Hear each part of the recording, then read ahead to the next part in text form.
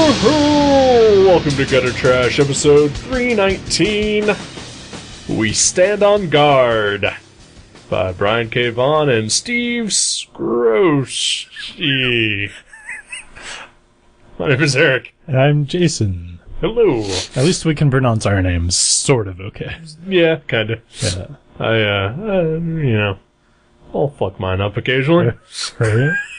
I'll fuck yours up occasionally. Well, I've spelled it wrong. Oh, most people do. Mm-hmm. But yeah, we were talking about Steve Scroce or Scroce, right? I think Scroce. I think it's Scroce. Yeah, but I think every time I've heard someone pronounce it, it's just somebody that likes his art that shops at my work. So right. It's not like a definitive, pronunciation. Nobody here has met the man, right? Or anyone who has met the man, right? Well, perhaps we have, but actually, I've met Jeff Darrow. I know he's met Steve Scroce. We don't know that they've met. Oh, yeah. Actually, that's one of the few things I did learn from the letters column. Oh.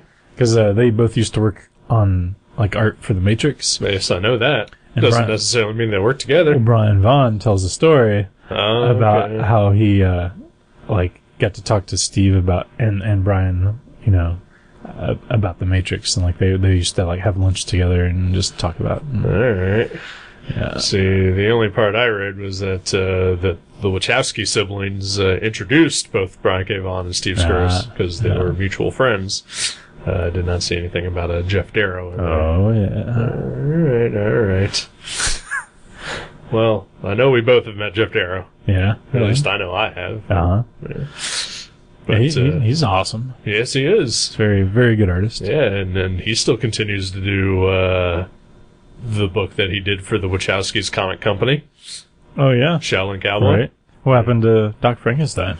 Don't know. Just disappeared. Stopped. Never finished. I mean, I guess you could say Jeff Darrow still continues to do Shaolin Cowboy. I mean, it has been like a year or two since the new thing came out. But, right.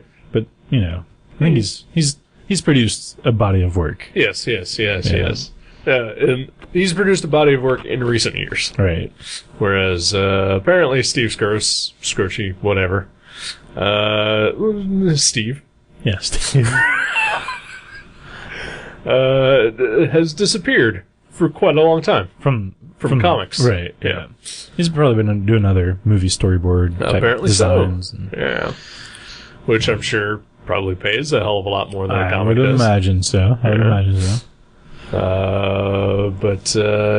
He did Doc Frankenstein, and I think the last issue of that came out 2008. Wow. Maybe? How many of them did they even... 7? Was there? I didn't even realize there was that many. Yeah. I've never read it, but I remember seeing them. There were 7 issues each of both Doc Frankenstein and Shaolin Cowboy originally. And then, Doc Frankenstein just disappeared and never finished. Huh.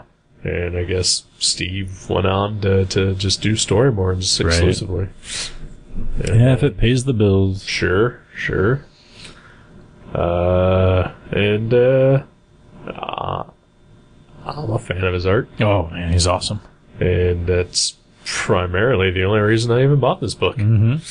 Because, I like a Brian K. Vaughan. Oh, man, I do too. But when I saw the previews for this and then saw Steve, his name attached to this.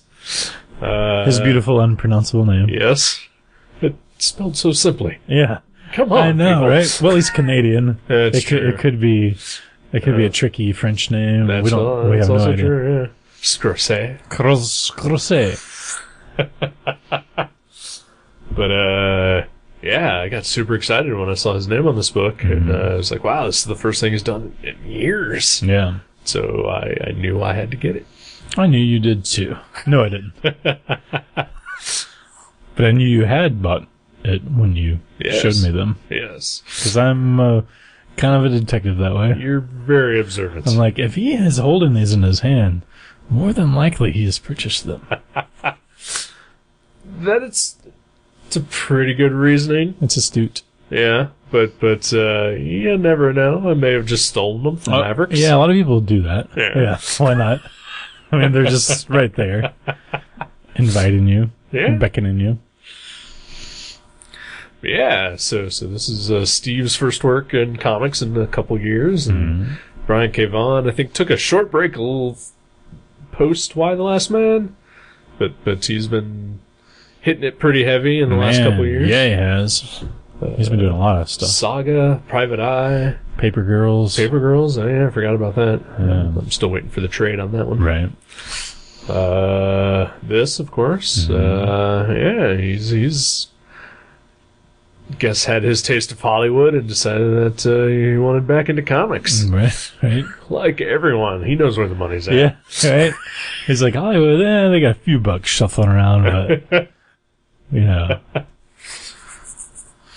But yeah, we stand on guard. We stand on guard. What's this about?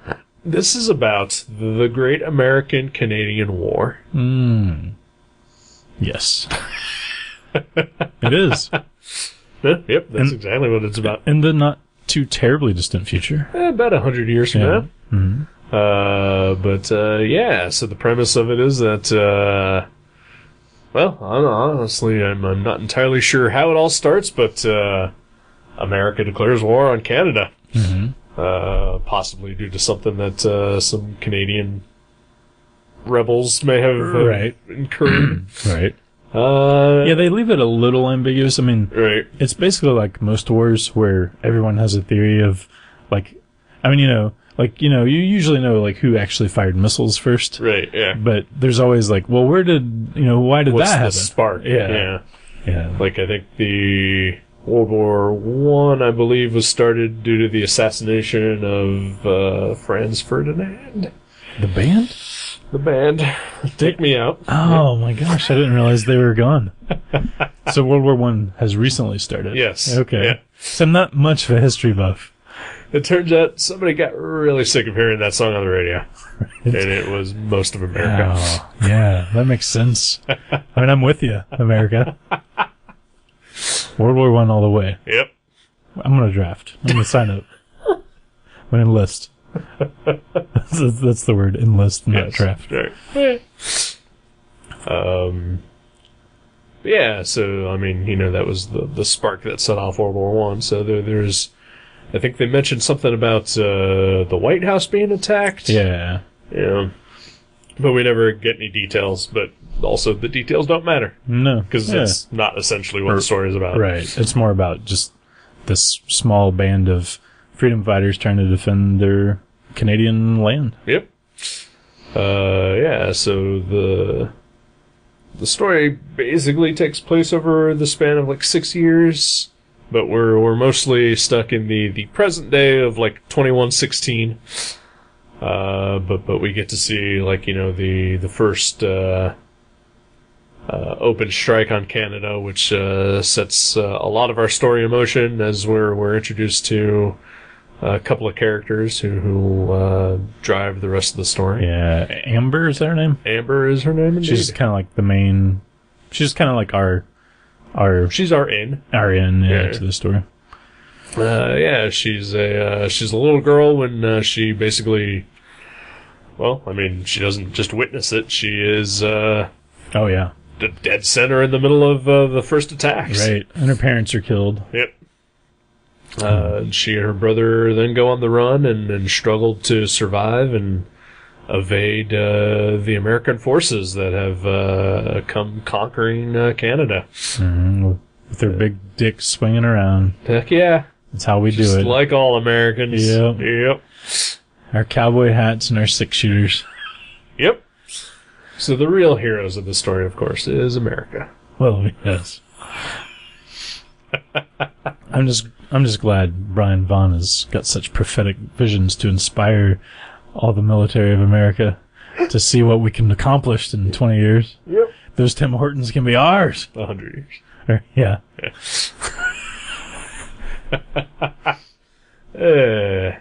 The Tim Hortons have already actually. I think maybe that was it. Maybe the Tim Hortons invading America is the very first sparks of this war. It could all be traced back to that, right?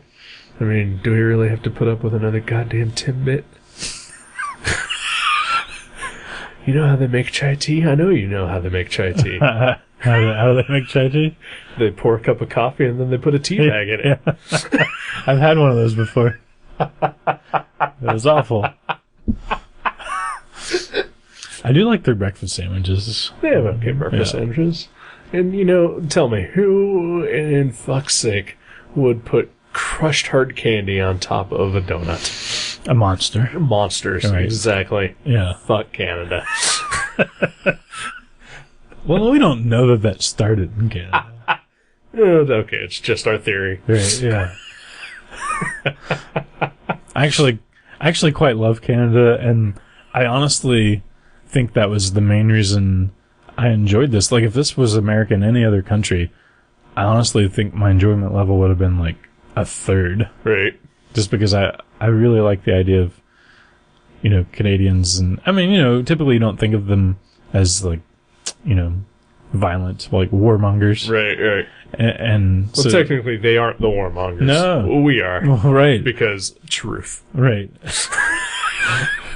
But I mean, this is a war comic. It's and usually I'm not a big fan of war comics either. Right. Or especially like alternate, versions of our reality. Right. But yeah, it was very good. Yeah, it was.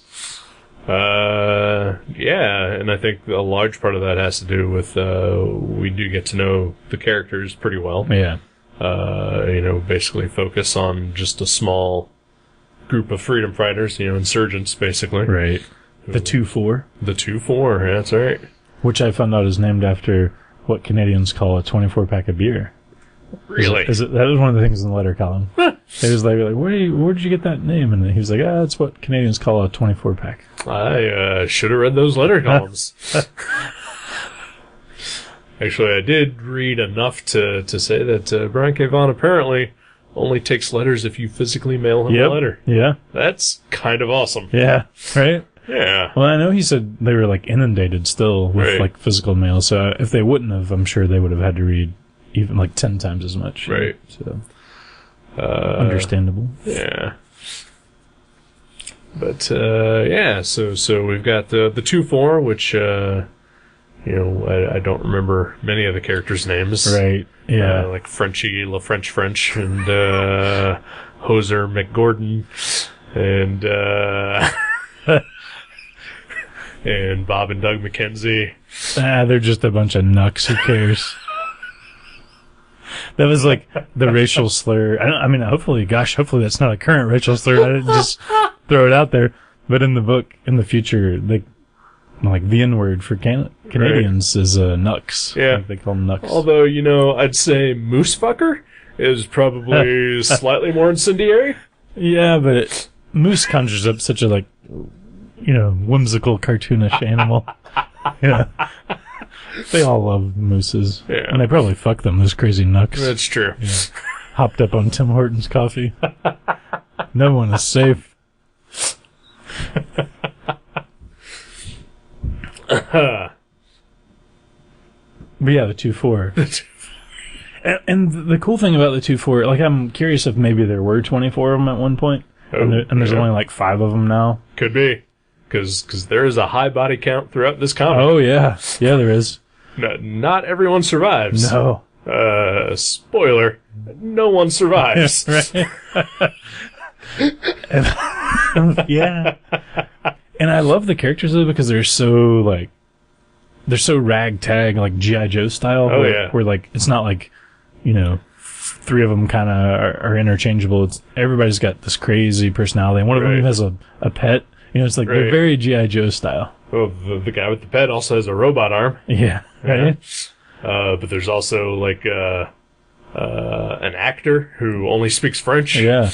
Occasionally speaks English. Occasionally. But yeah, all of his dialogue that's in French is just there in French. Yep, no translation. And there's lots of it. Yep. So, I think he has, towards the last issue, has a couple of lines that are actually in English. Mm-hmm. But for the most part, he only speaks French. And everybody understands him because Canada. Right. Because they're smarter. Yep. They got the metric system. Bilingual. Mm-hmm. I'm bilingual curious. Ooh, so am I. Yeah.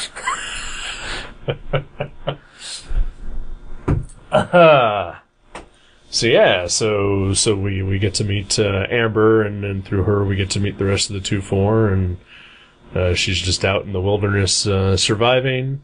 We find out that her brother has been taken prisoner by the Americans, and she winds up, getting taken in by this group of freedom fighters, and then basically turns out to be like the most gung-ho psychotic about just killing Yankees. Yeah. Yeah, she's pretty tough. Yeah. But yeah, she is relentless and hardcore. And one of the characters that you first meet in the 2-4 has this interesting, because Brian Vaughan always puts in some sort of nerdy pop culture kind of dialogue. And he talks about how Joe Shuster, I think it was a Canadian born that moved to America and immigrated here with his family when he was a young boy. Right. And he kind of makes this parallel with Superman and how the Superman is actually a Canadian character, and like his history is very metaphorical for Joe's life, or like Canadians in general. I thought that was really interesting. I didn't even know that. I did not know that either. I looked it up and I was like, oh, he really is Canadian. Well, I knew that they were from Cleveland, and that's where they created Superman. Yeah.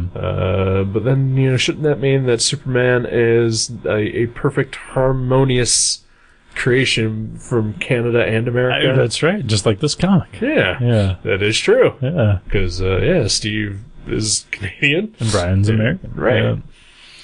Yeah, that is interesting though. I didn't realize that. And that does kind of make some sense as far as like, he was like, yeah, he's from this peaceful planet where everybody is like kind, and then he is taken when he's young and thrown into, this place where everyone's trying to kill him, and everyone's like trying to become like all the evil madmen who are trying to become rich and like hurt everybody. I'm like, oh, that sounds like America. Yes, it does. Yeah. Sadly. Yeah. But that was interesting. I mean, it wasn't like a focus of the book or even that one issue. Yeah, it was just like 2 pages. Right. Where kind of talk about it. And I was like, oh, that was interesting. Yeah, it's because the character, Booth, I think is his name, is wearing a Superman shirt, and he has a Superman tattoo. Mm-hmm. Or I think it's the tattoo that everybody notices. Right. And they give him shit for, wearing the American icon, tattoo, and then he explains, about Schuster. Yeah. It does come back into play a little bit towards the end. Right. There's a callback. There is a callback, a very brief callback. Mm-hmm. And that's kind of an important little scene too. Yeah. A callback scene. So yeah, I like that. I'm glad they put that in there. It was like a neat little pop culture reference for us nerds. Yeah. And how did they know nerds were going to be reading this? It's weird. Yeah. It's like they knew somehow that a wayward nerd like one of us would stumble upon this comic book. It's so weird. Yeah. Huh. Usually you think of like very beautiful hip people reading comics, not fat weirdos like us. Nope. Unshaven, unclean, dirty fuckers. Right? That's true. But yeah, so a lot of the story also has to deal with the fact that America has giant fucking robot war machine. Oh my god, they're awesome. Laser dog things. Yeah. There's the giant, almost like American mechs. Yeah. And then there's like these things that look like Transformers, like Beast Wars style, wolf robots or something. Yeah, they're awesome. Yeah, and then the Canadians are just basically fighting with the equivalent of rocks and sticks. Mm-hmm. Explosions. So, explosives. They have weapons, but they don't have nearly the firepower that America does. And, right. It's sort of you're rooting for the little guy to slay the giants. I know, right? I know, and I'm not like anti-America. But I was totally rooting for the Canadians in this story. I was like, yeah, we suck. Sometimes we totally suck. We totally do. But I like the country. I kind of like it. It's the thing. I think I think one thing about this book is that it can definitely, and even I think he did it in Ex Machina as well, is Brian K. Vaughan, that is, because he wrote that book too. I keep forgetting that. Yeah, is that you can be proud of your country, but also acknowledge how horrible that the history that is built upon it can be. Oh, sure, yeah.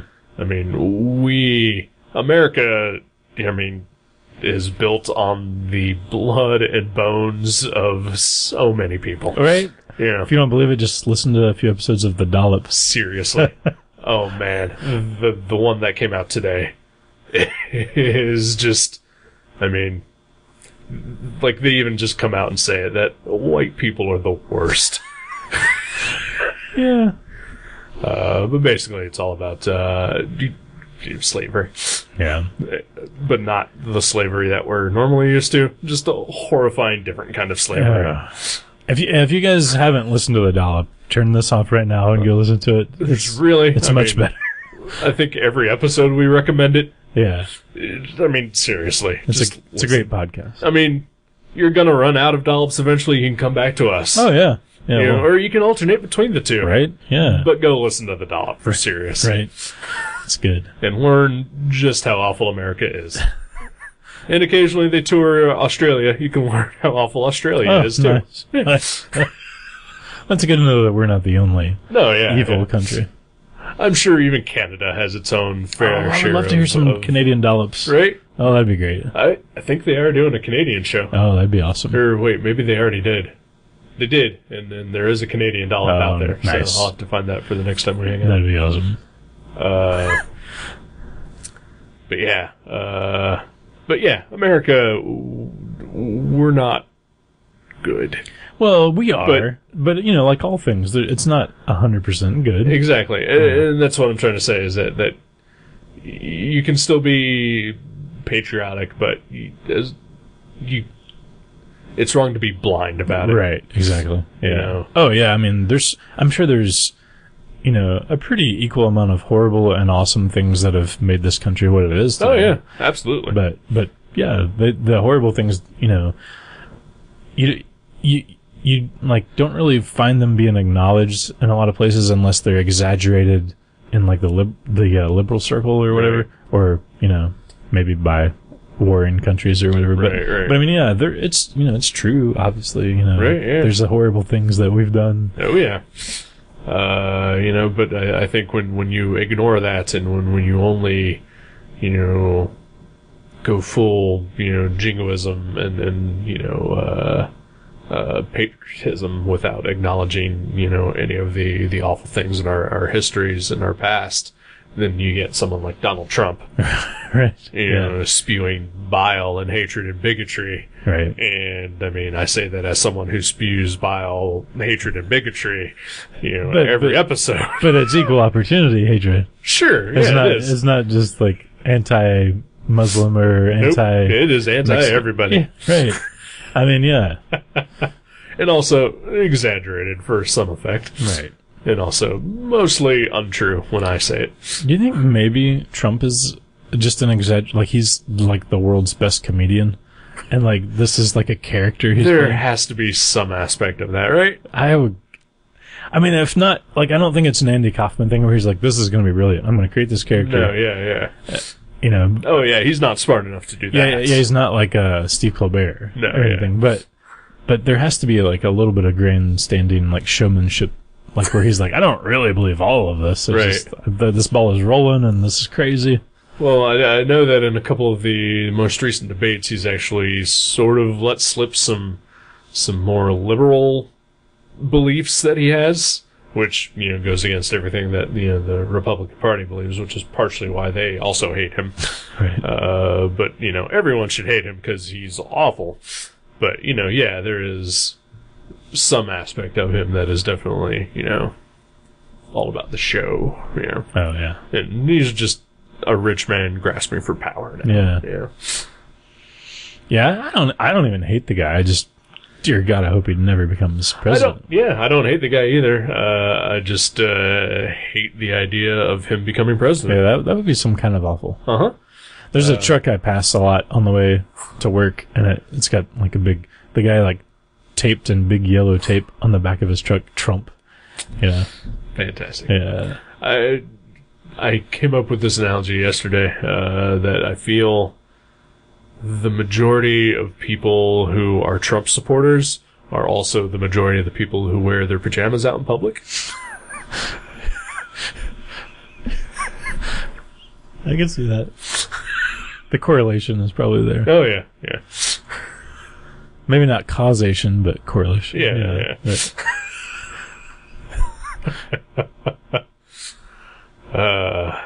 I'm actually surprised that I haven't heard a lot of pro-Trump anything in my office at work, because they definitely seem like that would be seems like the place for the route that they would be going down. But I've heard more support for Ben Carson than I have anything else. Yeah. Oh well, I'm a Bernie supporter, and so of course that means I hate all women.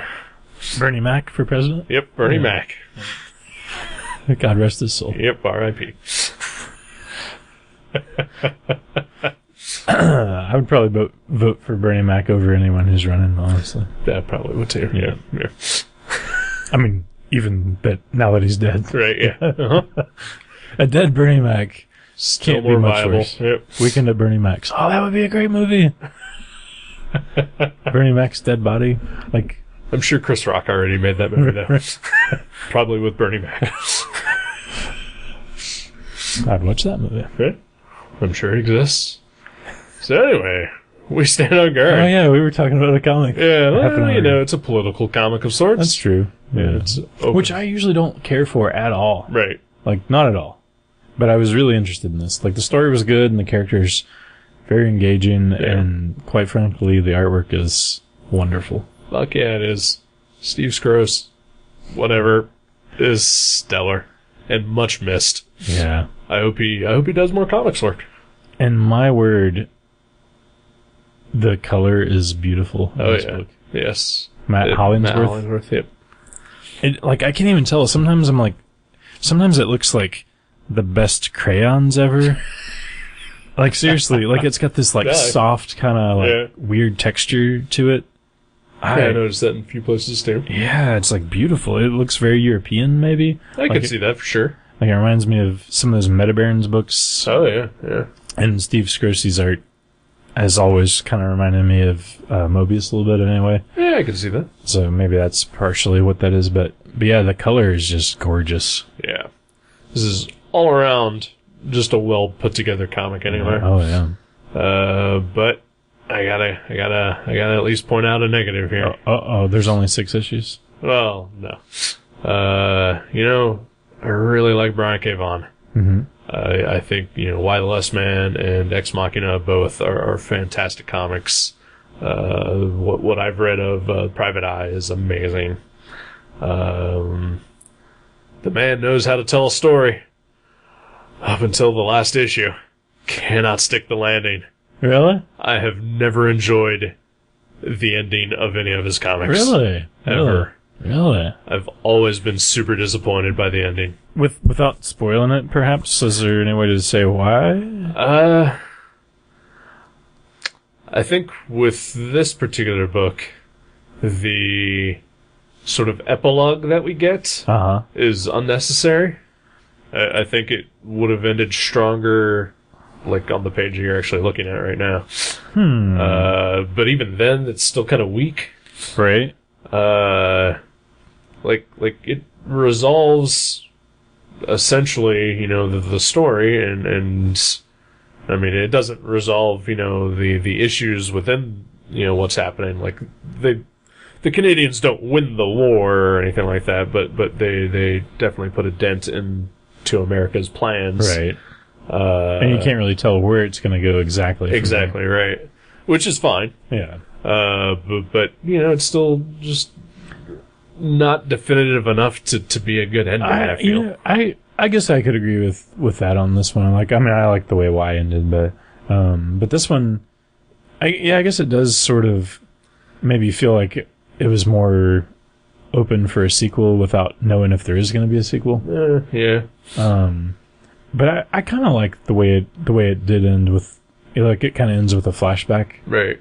I don't know, maybe it was just like needing some positivity, like something more uplifting. I mean, I guess, it flashes back to pre-war stuff. Right, yeah. It is a rather dark book. Yeah. Yeah. Oh, yeah. So sure, but I don't know. It just, I felt that from where the story does end, it could have still ended on a positive note without doing what it does. Yeah. I can totally agree with that, actually. Yeah, maybe it didn't need to go back, but again, like maybe he was trying to, come full circle where, the book opens with, a flashback and then he's like ending it with a flashback. I don't know. Yeah, I don't know either. But yeah, like I said, I did not enjoy the endings of Ex Machina or Why the Last Man either, and some of his other stuff. At least his longer form, right. Stuff. Because I think he did Pride of Baghdad, right? Yeah, I never did read that. I read that and it's amazing through and through. Yeah. Like I loved it. I cried while I read it. But it was also just a 96-page graphic novel or whatever. Right. So, and also, but it had it was a bummer of an ending, but right. It had an ending. Right. Yeah, I hadn't really thought about it. But yeah, just flipping back through number 6, I kind of agree. Like the ending's not. It's not like a problem, but it's like, not. Yeah. It's not as high caliber as the rest of the book. Like, like I said, I didn't like Ex Machina or Wise ending, but like I wasn't angry at the endings. It was just like, I guess. Yeah, right. Yeah, that's pretty much how I seem to end. Right. With Brian K. Vaughan books. But I mean, hell, I'm usually wrong and stupid. So well, maybe the movie version will have a different ending. Could be, because I can totally see this. Like, especially with all the people involved. Oh, like, yeah. I mean, they have some Hollywood connection. Oh, yeah. And this very much seems like a movie-length story. Yeah, I could see that. I could see the Wachowskis doing this. Certainly. Yeah. Although, I haven't seen their last couple of movies, but I also had no desire to see their last couple of movies. What were their last couple of movies? Jupiter Ascending was the last one. Gosh, I don't even remember that. With Channing Tatum and Mila Kunis. Man, I honestly have no recollection of that movie. Cloud Atlas was the one before that. I didn't know that was them, but yeah. It was them and somebody else. David Twohy? Something like that. The guy that did that haunted submarine movie we watched. Oh, okay. Below? Yeah, that was it. And Speed Racer? Oh, yeah, I forgot that was them, too. Yeah. Still haven't seen that. Yeah, I haven't seen any of those, and I've also had no desire to see any of those. They did House Party 7. Yes, that was them? Yep, that was before Speed Racer and after Matrix Revolutions. Yeah, was it 7 or 6? No, 6 was David Lynch's House Party. Yes. Right, okay. The one where they caught the house on fire, and there was a mysterious woman that wandered in, and Kid and Play had to, like, find out where she was... what was going on with her. Yeah. That was great. And it, like, zooms into Kid's fro, and, like, that really slow zoom with that crazy audio. That was awesome. Oh, speaking of weird things, though, one thing I thought was awesome in this book, and, like, some of Brian Vaughan's stuff kind of reminds me of Grant Morrison a lot. Yeah. And, like, I loved the scene where... there's an interrogation scene where they were using virtual reality and like electrodes in this lady's head to make her feel and see and just experience like being burned alive until they got the information, but they weren't actually doing anything to her. Yeah. And there's like this big question of, is that should that be illegal? Right. I mean, you're not actually burning them, but you're plugging these wires in their brain that makes them think they're being burned alive. It's mental and psychological torture, which I mean is kind of the basis of torture. Yeah, I mean, I think it should totally not be legal. No, but I could see that being something in the future where they're well, we're not actually torturing them. It's just it's a safe way to get information out of POWs without like I could see that happening. Oh, I'm sure. Yeah. It was very like creepy 1984 style visionary stuff. I'm sure somebody in our government read this and decided, hey, Let's funnel some money into that program. I mean, they probably were already working on it, but, they're just like, well, this takes it up to a whole new level. Right, yeah. Why not? I like this, too, how it is 100 years in the future, but the future stuff is, like, other than the fact that we're at war with Canada, is very kind of minimal. Yeah. Like there's some, changes in technology and like some things like that and like landscape, but it's not like a crazy weird future. It's just like certain things are a little different. Yeah. Yeah, and then one thing I just remembered is, there's a lot of discussion in the book about that America is basically invading Canada for water. Yeah. So, it makes me think that, Americans have probably, destroyed all of our water sources that are now, it's inevitable. Yeah. Uh-huh. And just like, the wars in the Middle East are just all about oil. Right. The war in Canada is just all about water.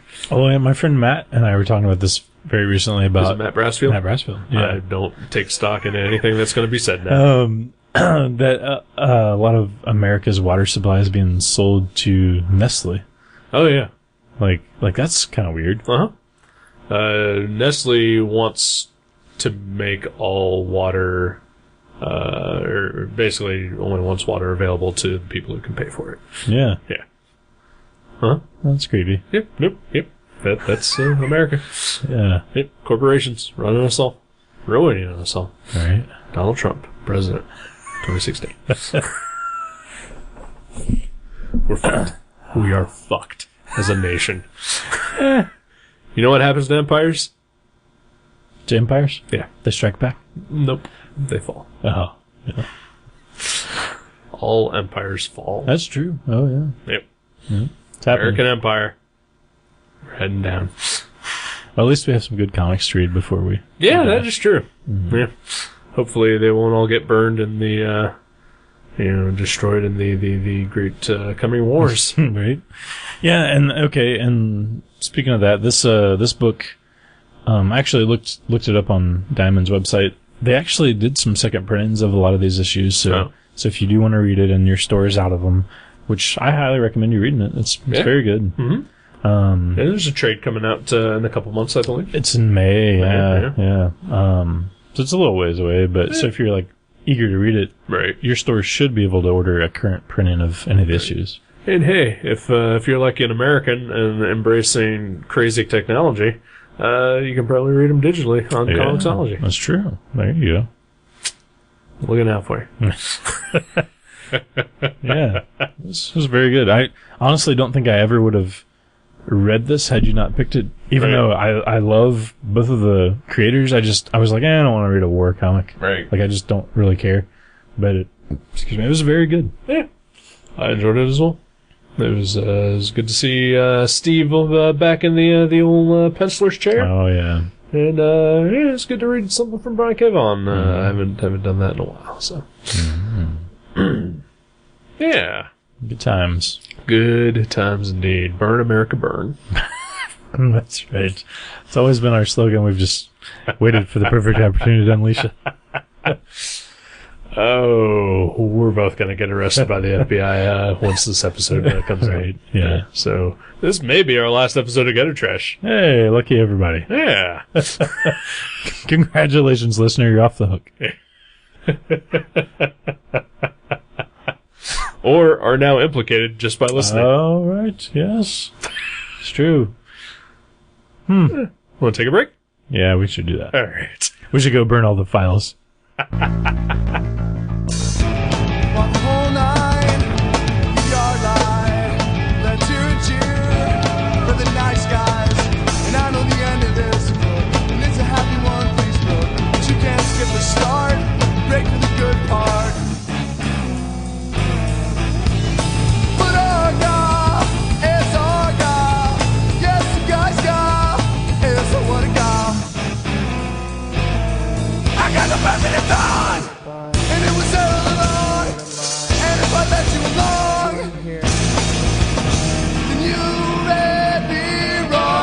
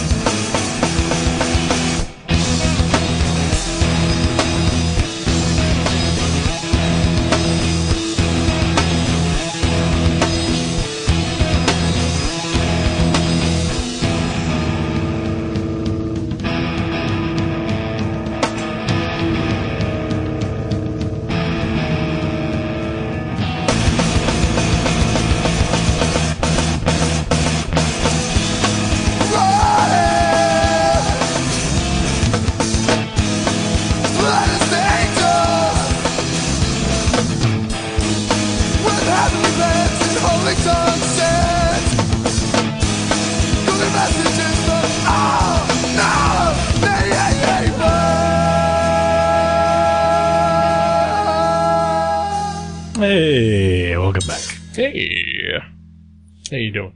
I'm all right. That's good. Yeah, keeping warm. That's good. I have my winter hat on inside your home. Yes, you do. Even though it's relatively warm out today.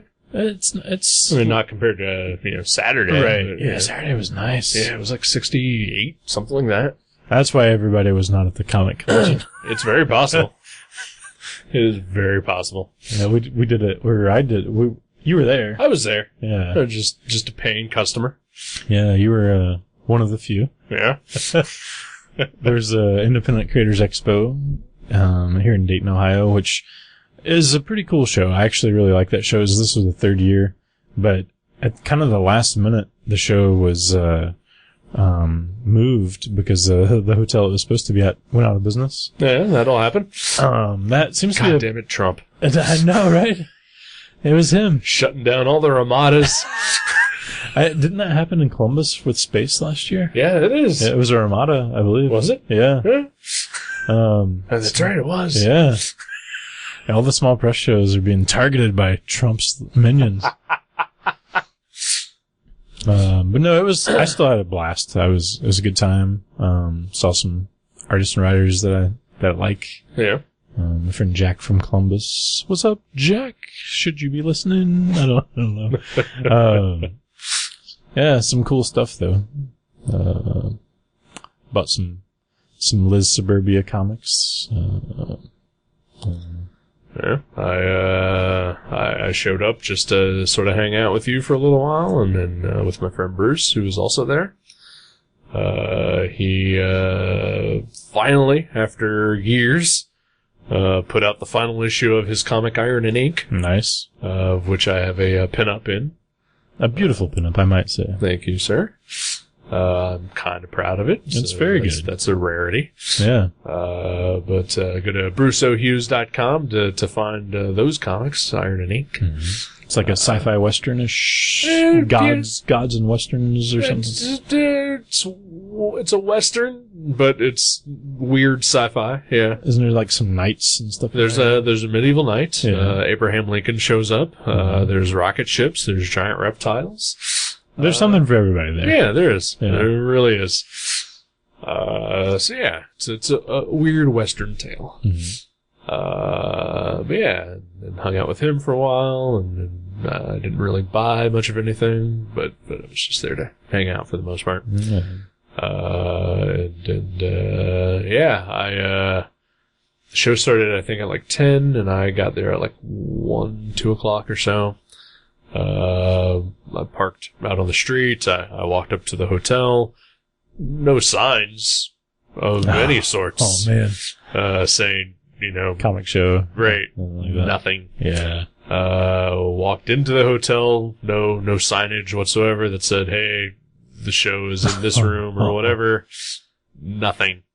Had to go up to the front desk and then talk to one of the employees back there. I said, yeah, is there like some sort of comic convention, something happening here today? And she just kind of looked at me and said, convention? So, that's too bad. So maybe the people who run ICE, next time should maybe work with the hotel. I get it was last minute, but, some kind of sign somewhere might have helped a little. Yeah, just to get some Joes off the street type people. Yeah. Cause it was not very busy or crowded up there. It was, everybody was having a good time though. I think it was one of those things where everybody kind of expected like a low turnout because of the last minute switch. Right. So I feel like and it again, was also, middle of February, and it was like almost 70 degrees. Right. So people are going to be like, accounted for it too. Like, let's go to the park instead. Right. Yeah, it was fun though. I had a good time. Yeah. I sold a few things, and that's good. Went on with some walking around money. So. Right. Like I told you at the show, I've been with you and seen you sell less and travel much farther to get there. Oh yes. I've driven hours before to sell less than I sold, and right down the street from my house. So yeah, it was cool. Yeah. That was fun. Yeah. Anything else exciting?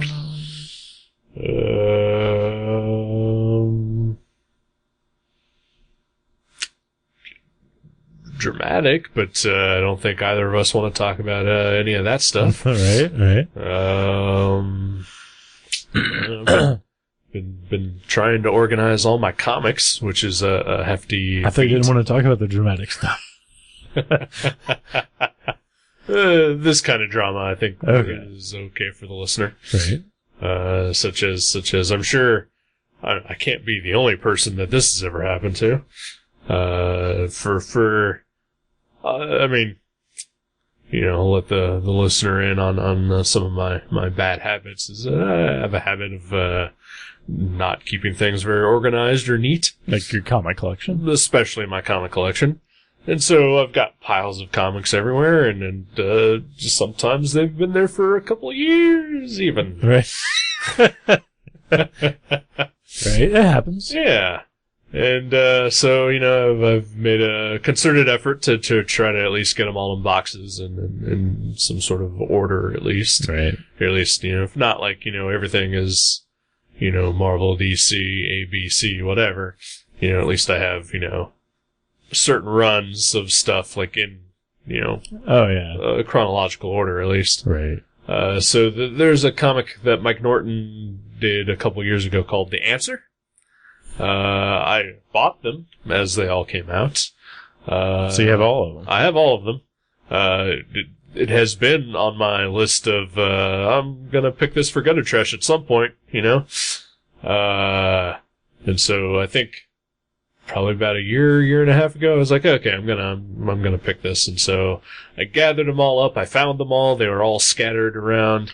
I found issues 2, 3, and 4. Could not find issue 1. Ever. You're like, I know it's here, though. I bought it. Right. No, I have. And currently I've got some other comics out there that somewhere scattered in this house that I know I have because I've bought them. One of them, Pretty Deadly number 6. Oh. I know I have because we reviewed it. I was gonna say, was that the one after the group that we reviewed, or Nope. that was part of that? Part of it. Okay. Yep. And cannot find it. I know it's here. So that said, anyway, I've got The Answers 2, 3, and 4. Just sitting around. I've had them in a stack next to my chair for like a year and a half. Have not been able to find issue 1. I've occasionally looked through all of my comics that I have easy access to. Like, where would it be? Where can it be? What is the answer? Huh? What is the answer? What is the answer, exactly? And so this weekend I've decided, well, okay, I'm putting things in boxes. I'm not going to just have these 3 random issues just sitting out. I'll put them in a box and at some point I guess I'll buy issue number 1 again. Right. Because at this point it's a lost It's cause. gone. Yeah.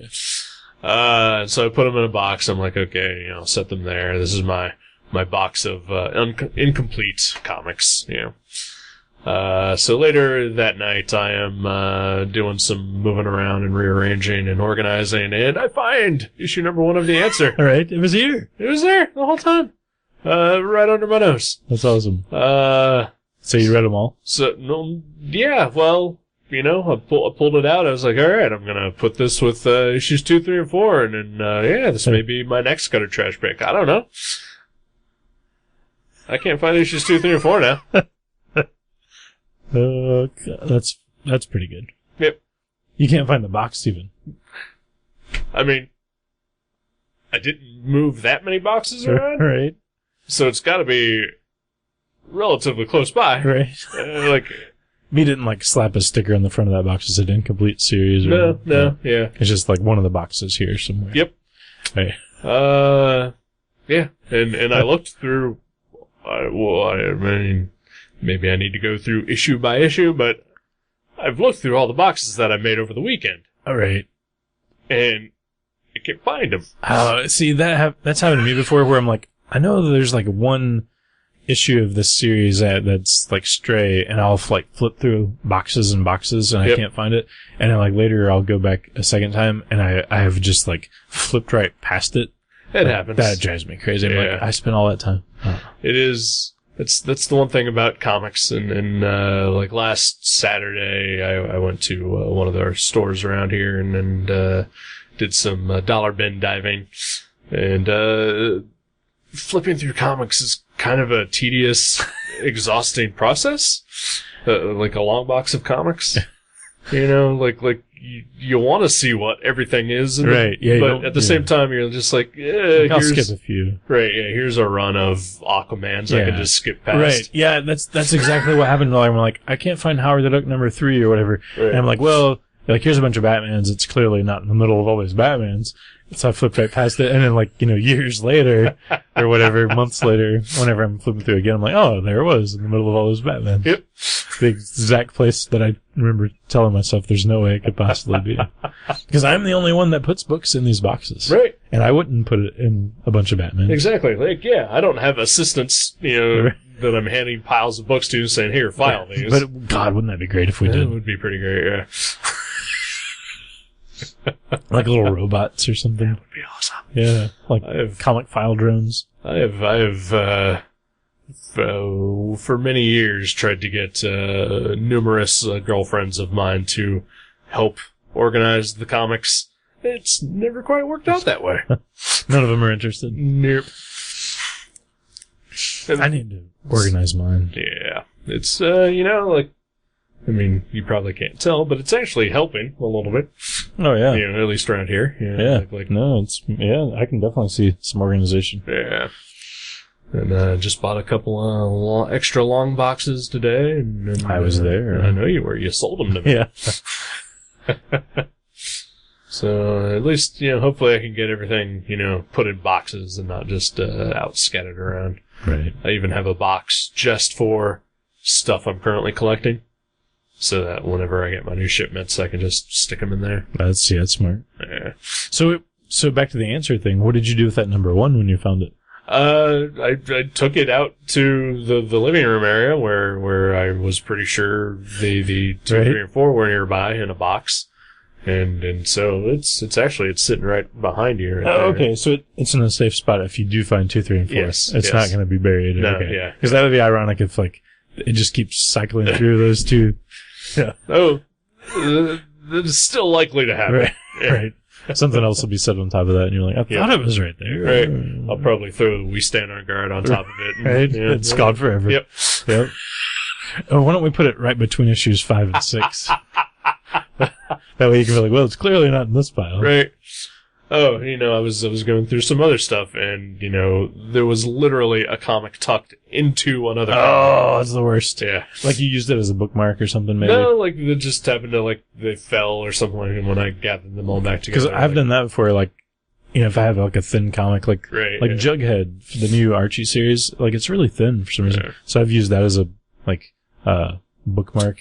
Like a lot of Marvel Ultimate comics. Right, they're so thin, you can just put them in the middle of a comic you're reading if you have to stop and wipe. Right. And, Usually if I have if I'm doing a trade paperback and there's another comic nearby, sure. Mm-hmm. I know way back when we read Kramer Zergat, I used a Booster Gold comic as my bookmark. You could have probably used the graphic novel as a bookmark. Probably, yeah. Or a Treasury edition.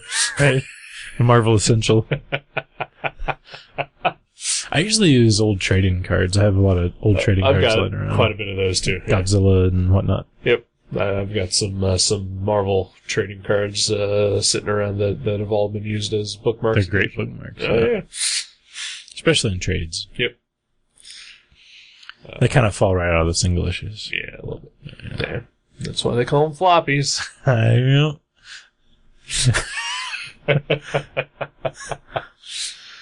Yeah.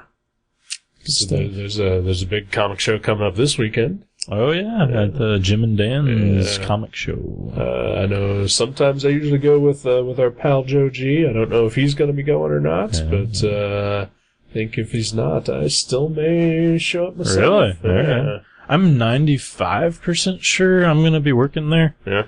So that means no drawing night then? Because usually that's what happens. Is that usually what happens? Usually you're like, I'm tired. Right. I usually am pretty tired after the show, because we usually get up pretty early, and I'm just I just want to go home and get drunk. I hadn't even thought about that. I guess I'll make up some backup plans, maybe. I guess. Just in case. Yeah. Right.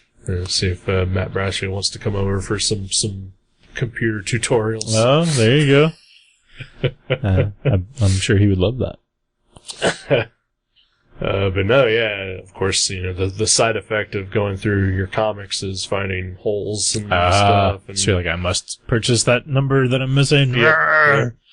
I spent an hour today at Mavericks trying to do the very same thing and found only one comic that I was missing. Hey, one's better than none. It's true.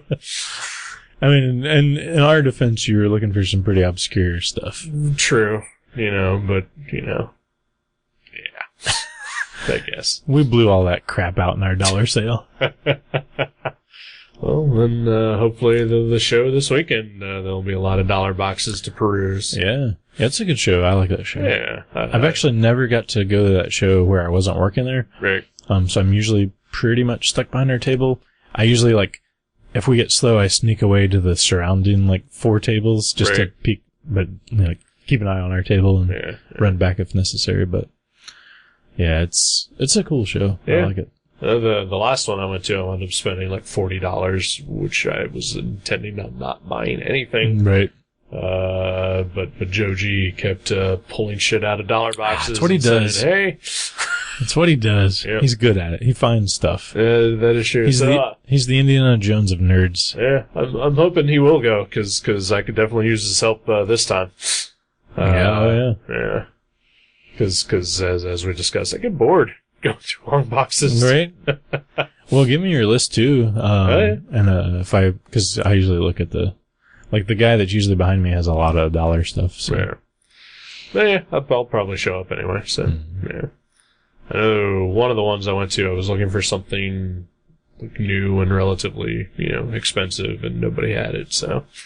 I think those shows are definitely best for finding old random shit. Yeah. Oh yeah. That's the best stuff I found there. Yeah. I did find a guy that was blowing out newer back stock, and I bought some long boxes for Mavericks. Yeah. That was a pretty good deal. But some Marvel stuff from the last year or so. Right. But yeah, it's usually older 80s, 90s or early 2000s stuff you find cheap. Who knows? Maybe I'll find somebody who has a Power Man and Iron Fist blank sketch cover. Oh, that'd be cool. Yeah. Yeah, because apparently that thing is hard to find. Apparently so. At least for now. Yeah. I bet it'll. Or at least at Mavericks. Right? Yeah. Well, we couldn't just order one. Right. Marvel's dicks. Yep. They just won't let you order them. You have to order, if you order 200% of Doctor Strange number 4. Right. For Power Man number 1, you can order the blank cover. Right. I don't want to do algebra. I just want to give you money and you give me comics. Right. Yeah. Plus, Power Man and Iron Fist doesn't sell as well as Doctor Strange. So. No. Yeah. Well, you don't know. It's only the first issue.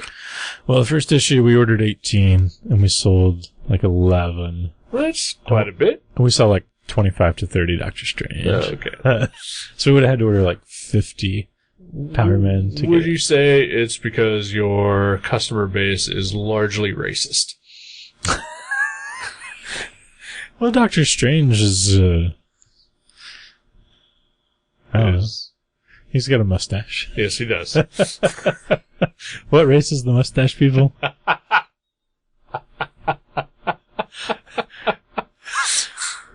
the mustache is black, so.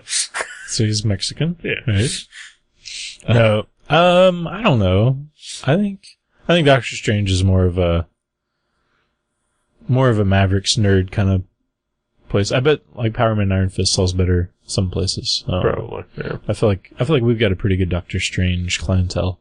I can totally see that. And I'm sure that new book is good. I like Jason Aaron a lot, but I haven't read it, but I read the Power Man Iron Fist and I thought it was okay. The art being awesome and the story being just okay. Right.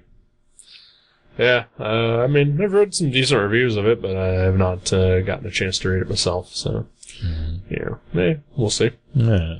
I'll check out at least one more issue, if not a couple more, and see how it goes. Ideally, I enjoy a Power Man and Iron Fist. They're awesome. Yeah. That was one of my favorite books when I was a kid. It's still one of your favorite books. Right? It was my pick of the week this week. Yeah. Put my little card on there. Even though you didn't enjoy it? Well, after I read it, I realized there was probably other things I enjoyed more that came out this week. Yeah. I'm sure Sex Criminals was better, maybe even Mighty Thor. Right. But I stuck with it. I left my little pick of the week on there. Mm-hmm. So yeah, that's a weird inside glimpse. You guys pick your picks of the week before even reading what you pick. Yeah. Well, that's dumb. Well, we're like, this is misleading. This is going to be... Well, I mean, what are we going to do? Read all the comics? Well, sure. It's your comic retailers. Right. No, we put them out. That's what I would do if I ran it. You read them all. I would say, okay, everybody, pick 5 books, read them each. Right. I usually know, I usually just put what I'm most excited about. Like, this is what I would pick to buy. Right. You know, like, that's kind of the way I look at it. I read the new Howard the Duck last night. That was really good. Yeah. I'm behind on that. I'm behind on everything. Mm. Every long box you see in this room, non-read. Oh wow. Really? Mostly. Oh. One of those long boxes may have the Twilight Children in it. I read that. Okay. Yeah. Did I tell you I finally found the number one? I did. I found the last copy that Superfly Comics had in Yellow Springs. Nice. Bought it. So now my run is complete. Well, that's cool. And then I just got my issue 4 delivered this past week. We both have complete runs. Yeah. That's a trade paperback that is coming out, I think, in April. Everybody should check that out. Yeah. They should. Explain to us what happened. Yeah. Please. Yeah.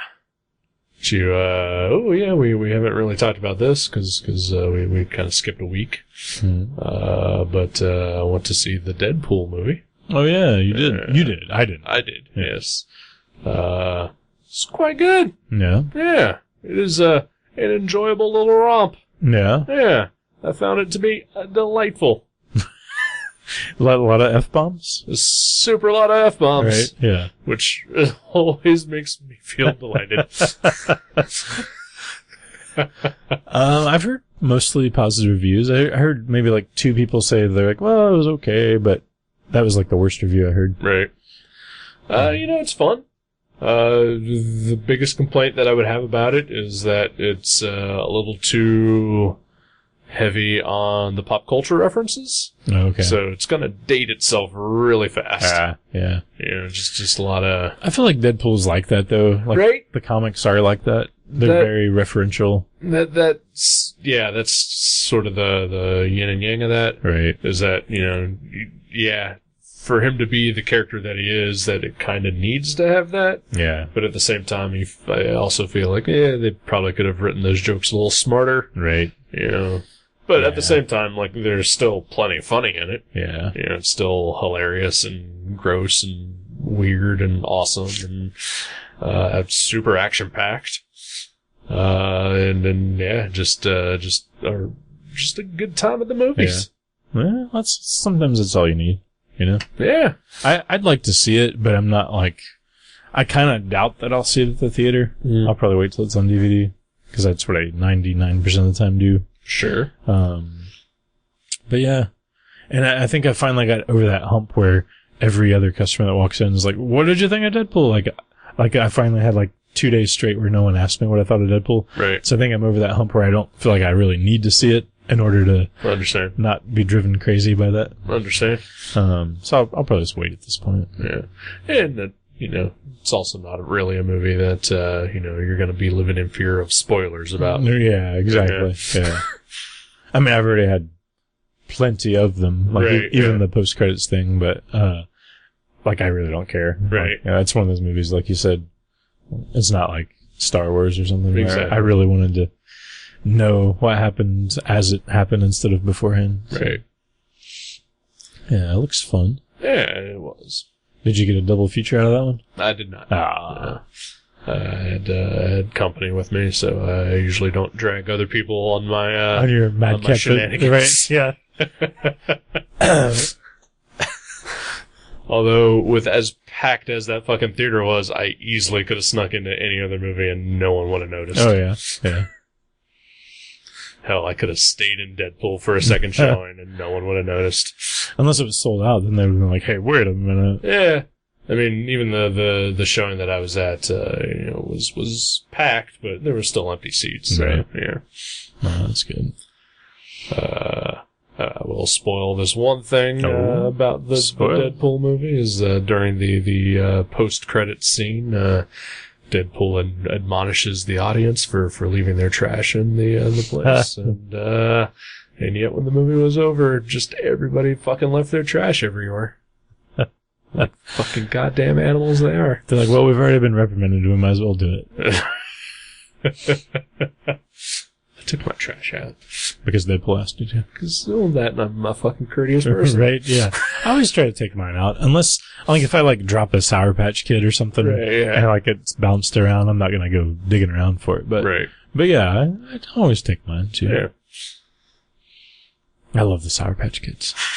I know you do. Yeah. Speaking of movies, I guess I should pick one. Yeah, we're supposed to watch a movie. Yeah, we are. Hopefully. Yeah. Yeah. Hopefully. Yeah. I don't know. There's things happening that may interfere with our plans. I'm not sure. Yeah, but hopefully not. But hopefully not. We'll talk about that off air. Mm-hmm. But ideally, next week I would like to watch a movie with you. Yay! In that movie, since we just read about Canada, the planet's whitest country, let's take it back down to a different area, and I would like to watch a movie that is called Straight Out of Compton. I've heard of this movie. That is probably the polar opposite of Canada. Yeah. Yeah. That sounds awesome. Yeah. And yes, I know I pronounced it Straight Out of Compton. Yeah. For humor. Thank you. I've had a couple people at Mavericks pronounce it that way, and I thought it was funny. Yeah. I want to watch Straight Outta Compton, the NWA movie. Yeah. What does NWA stand for? Yeah. Nucks with Attitude. It's a Canadian rap group. Yep. That would be hilarious, actually. We need to wrangle some Canadians into doing that. Yeah, that's cool. I've been wanting to see that. Sure. I have not. Have you watched it? I have not watched it. Oh, cool. Yeah. Sweet. Yeah. Just got it in from the Netflix. Nice. So, we can do that. And, that'd be awesome. And then that will finally give you your soapbox, your pedestal, with which to completely rip apart Ice Cube. Yes, thank you. Did I tell you about the video Kathleen sent me of Ice Cube hanging out with Elmo from the Muppets? I think you did, actually. Or Sesame Street, or whatever. Yeah. Sesame Street, yeah. Yeah, it was pretty great. I honestly thought it was a fake video, and I kept waiting for it to, I was like, no, this is, I thought it was like a Funny or Die thing. Right. But no, it was, he was just on Sesame Street. Yep. We'll get more into that next week. Yeah, exactly. Yeah. Well, Sesame Street's just around the corner from Compton, I think. I think they are both in South LA. Is that where Compton is? We'll find out next week. I guess we will. Yeah. So we'll learn about some rap musicians and maybe a little geography. All right. And we'll see how white we really are. I think we all know.